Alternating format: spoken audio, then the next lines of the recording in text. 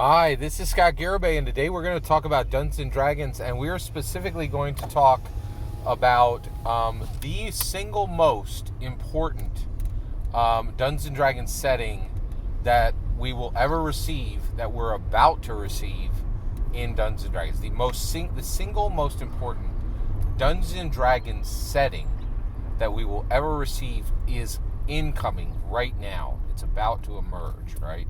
And the setting is available now. The only thing that is missing is the official connection, right? And even that connection is, you talk about connections, right? There's a long, thick, sharpied line, right? But right now we don't have that. It's not a long, thick, sharpied line of connection. It's a dotted line, right? Like little dots in the fine point Sharpie, not the thick Sharpie that we're going to get soon, right?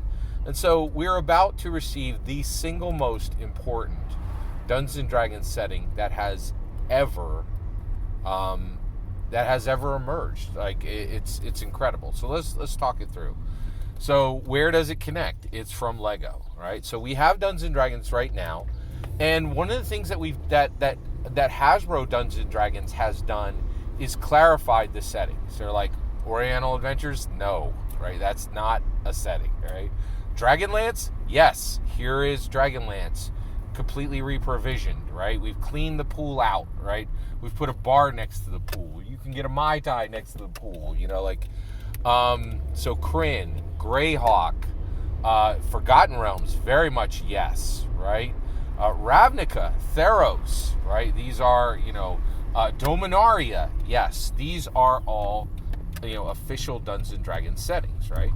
And so soon so we're moving forward, and what's really fascinating is we're about to get this incredibly important change, right? This really significant, major change in Dungeons and Dragons, and that is the Lego D&D Dragon's Keep Journey's End set, right? And when that thing drops, right, it will officially connect a Dungeons and Dragons set to every single Lego set that has ever been made, literally, right? Like, you'll take the D&D, the D&D set, and this is why it's not an accident. It's not, it's a really, really big deal. It's not an accident on why Dungeons and Dragons is, on why Lego is so huge, right? They've been making sets for 70 or 80 years, and these sets are 100% all in the same scale, and they literally click. They officially click together. So when I buy a Fast and Furious set, I know that set is going to link up exactly where I need it to, and be transformatively connected to to Lego Castle, right? So we have these sets coming in, right? And very soon, Dungeons and Dragons will literally connect the official Dungeons and Dragons set, which has, minifigs that can be used as miniatures, and all the terrain, all at scale, right, to run Dungeons and Dragons. I'm doing it now. I'm doing it tonight, right? Like, all at scale, and basically that Lego D&D Dragon's Keep Journey's End will officially connect this D&D, will officially connect Dungeons and Dragons to every single world that Lego has ever created. So that's where the most important Dungeons and Dragons setting that has ever been produced for Dungeons and Dragons, in my humble opinion, will emerge. And what is that D&D setting? It is Lego City. So back in 1997, this was called it was called Lego Town, right? And then the name was changed to Lego City, and at that point you have Lego City, and Lego City is Lego's quite literal interpretation of IRL, right? And so what you're seeing is you're going to see you will have miniatures, you will have terrain to play, and this isn't a joke, this is exactly where we'll land, right?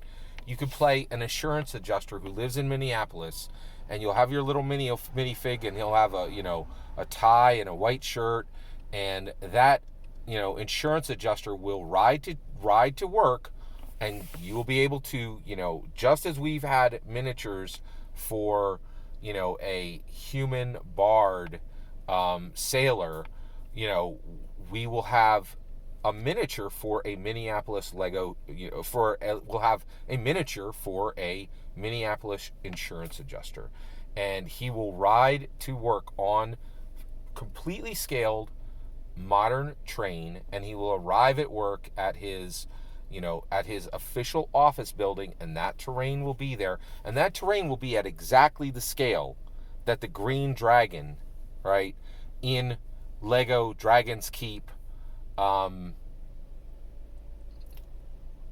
Journey's End is scaled at, right?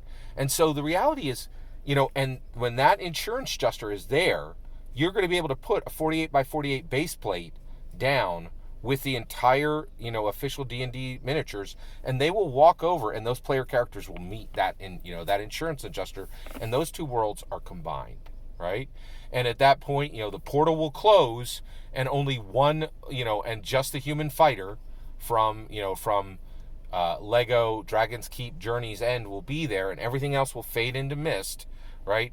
But that insurance adjuster will now be officially connected to your D&D, the story you were telling. They're officially connected, and they're literally connected, right? Official D&D, official Lego City, and it will bridge that gap, because right now, that's what I've been saying for 5 years. We can do formal experimentations on social interaction, social experiment, and combating our deficiencies. All that can be run in Dungeons and Dragons. We've been, and this is not new. This has been started from 1983. In 1983, Gary said, Dungeons and Dragons in the real world are not separate. Like, look at these kids who play Dungeons and Dragons from the real world going directly into the Dungeons and Dragons world, right? And then that has continued constantly. There's been, the Stranger Things show is like, look at these Dungeons and Dragons kids. We're going to take their little D&D session, and we're going to put it literally in D&D. So the Upside Down is in D&D, both literally and figuratively. And the Upside Down that, that Mike and Eleven go into is literally in the D&D starter set, right? Like, so they've been connecting this stuff for a long time. And so I truly believe Lego City will officially be the most important Dungeons & Dragons setting we ever receive. And the ramifications of the printing of Lego D&D, Dragon's Keep, Journey's End is mammoth. It is just massive, because it will truly, fully provision IRL formal experimentation for social interaction, exploration, and combating our deficiencies, not literal combat, right? Will be moved directly into a space where we have every miniature we need, we have every terrain we need, and the connection is literal and official. Official D&D, official Lego City, click, click, click, right? And this is the manifestation. This is the same time, focus, and energy that Gygax put in 1983 being delivered, being built out in 2023, right? The only difference is 93, 2003, 2013 is 4 decades of time. Like, that's how long it took us to get here. Every single word of that is my humble opinion. What's important is when I get to hear your humble opinion when you get in the comments and send your traffic. Please consider liking and subscribing, and have a wonderful millennium.